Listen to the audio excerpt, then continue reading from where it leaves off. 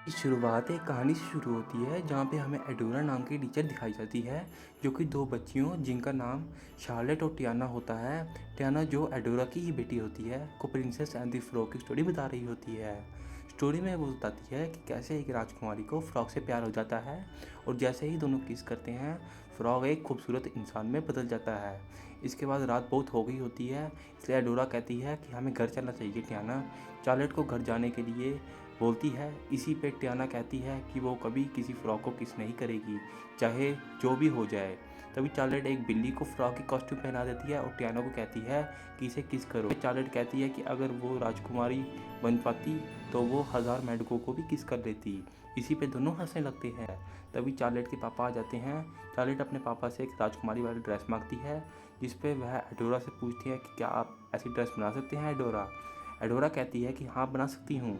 आगे एडोरा टियाना को लेकर वहाँ से चली जाती है। तभी चार्लेट के पापा उसे पपी गिफ्ट करते हैं। एडोरा टियाना को लेकर घर जाने लगती है। घर जाके टियाना करती है जहाँ उसके पापा जिनका नाम जेम्स होता है वो उसे खाने को टेस्ट करने के लिए कहते हैं, लेकिन टियाना कहती है कि अभी ये खाना नहीं बना है और उन्हें रोक लेती है। फिर कुछ मसाला डाल के वो टेस्ट करने को बोलती है। जेम्स को वो सूप बहुत पसंद आता है। इसके बाद टियाना अपने मोहल्ले वालों को भी सूप पीने के लिए बुला लेती है। फिर जेम्स एडोरा और टियाना को न्यू रेस्टोरेंट खोलने की बात पे पोलस्टार से विश करती है कि हमारा रेस्टोरेंट खुल जाए। वहाँ पे एक फ्रॉग आ जाता है। टियाना वहाँ से भाग जाती है। नेक्स्ट सीन में टियाना बड़ी हो गई होती है, वो एक रेस्टोरेंट में काम करती है। तभी वहाँ पे उसके फ्रेंड्स आ जाते हैं और उसे डांस पार्टी के लिए आने के लिए इनवाइट करते हैं, पर वो नहीं जाती है क्योंकि उसे अपने रेस्टोरेंट खोलने उसके पापा का यही सपना था। वो एक रेस्टोरेंट खोलने तभी रेस्टोरेंट का कुक उसे बुलाता है और कहता है कि तुम रेस्टोरेंट कभी नहीं खोल पाओगी। इसी बीच वहाँ पे शार्लेट अपने पापा के साथ आ जाती है। वो टियाना को बताती है कि उनके यहाँ एक पार्टी है जहाँ राजकुमार आ रहे हैं, उसके लिए शार्लेट पेस्ट्री का ऑर्डर टियाना को दे देती है। तभी हमें एक इविल जादूगर दिखाया जाता है जो ये सेब देखकर स्माइल कर रहा था। नेक्स्ट सीन में टियाना अपने लिए रेस्टोरेंट देख लेती है जहाँ पे उसे कॉन्ग्रेचुलेशन देने के लिए उसकी मॉम एडोरा आती है और दोनों गले मिलते हैं और जेम्स को याद करते हैं। जेम्स की मौत पहले ही हो गई होती है।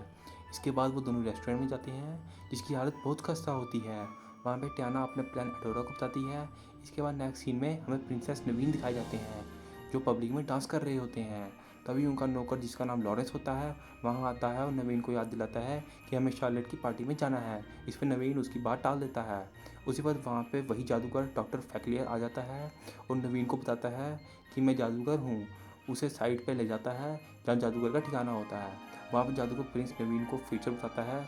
इसके बाद वो जादू करके नवीन को बदल देता है एक फ्रॉग में। नेक्स्ट सीन में हमें शार्लेट दिखाई जाती है जो राजकुमारी का वेट कर रही होती है। बहुत देर हो जाती है तब भी राजकुमार नहीं आए होते हैं। तभी वो तारे से एक विश करती है कि राजकुमार आ जाए। तभी वहाँ पे राजकुमार आ जाते हैं। राजकुमार जो ये वाला राजकुमार होता है ये लॉरेंस होता है जो कि परवीन का नौकर होता है जिसे जादूगर ने बदल दिया होता है।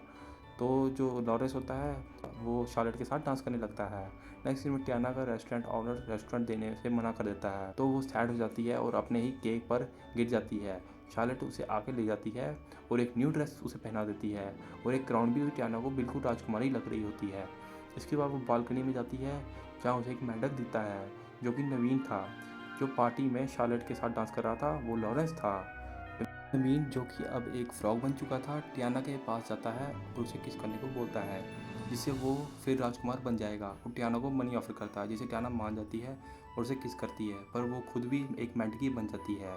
इसके बाद दोनों बालकनी से गिर जाते हैं जहाँ पे सब लोग उनको मारने को दौड़ते हैं। फिर वो बैलून पर चढ़ के वहाँ से भाग जाते हैं। इसके बाद वो एक लेक पे पहुँचते हैं जहाँ पे नवीन और टियाना को वहाँ पे बहुत सारे मगरमच्छ दिखते हैं जो उन लोगों को मारने के लिए उनके पीछे पड़ जाते हैं।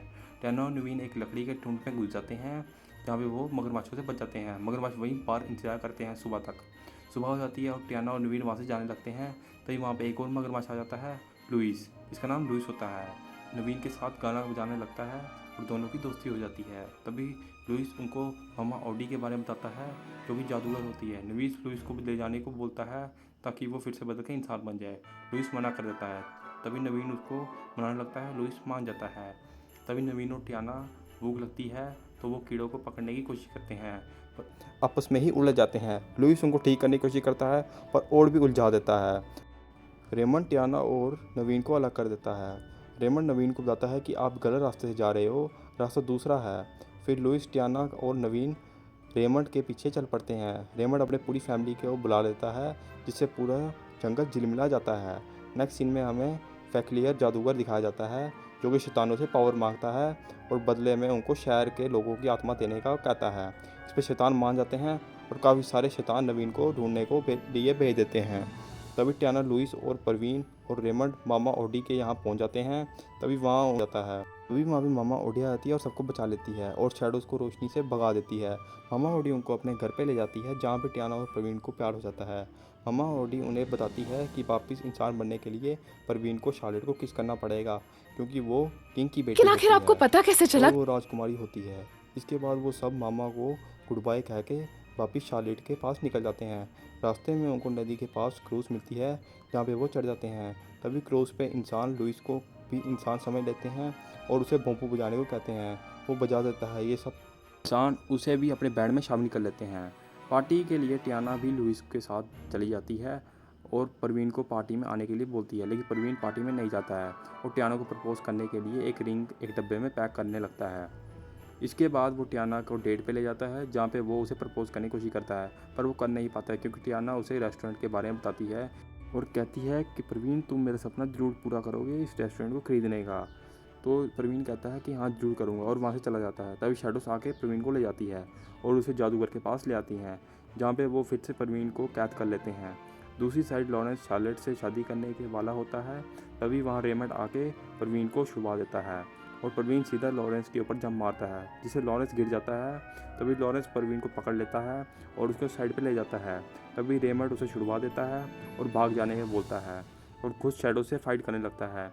जिस बीच वहाँ पे जादूगर आ के रेमंड को कुचल देता है और दूसरी साइड टियाना और परवीन मिल जाते हैं और शार्लेट के पास जाते हैं। तभी वहाँ पे लुइस आता है और कहता है कि रेमंड को जादूगर ने कुचल दिया है। तो दोनों जादूगर से लड़ने के लिए चले जाते हैं और उसका ताबीज़ तोड़ देते हैं, जिससे कि सारी बुरी आत्माएं जो होती हैं वो जादूगर को पकड़ के ले जाती हैं। इसके बाद वो सब शार्लेट के पास जाते हैं और शार्लेट को कहते हैं परवीन को किस करने के लिए। जैसे ही परवीन को वो किस करती है, परवीन नहीं बदलता है, वो राजकुमार वापस नहीं बन पाता है। इसके बाद टियाना कहती है कि हमें कोई फ़र्क नहीं पड़ता, हम दोनों फ्रॉग में ही साथ में रहेंगे और प्यार करेंगे। इसके बाद दोनों की शादी हो जाती है और रेमंड का फ्यूनरल हो जाता है। जो रेमंड होता है उसका स्टार भी जाके आसमान में चमक जाता है। लास्ट के सीन में हम देखते हैं कि जैसे ही उन दोनों की शादी होती है और फर्स्ट किस होती है परवीन और टियाना की, तो वो वापस राजकुमार और राजकुमारी बन जाते हैं। इसी के साथ हैप्पी एंडिंग हो जाती है। Thank you.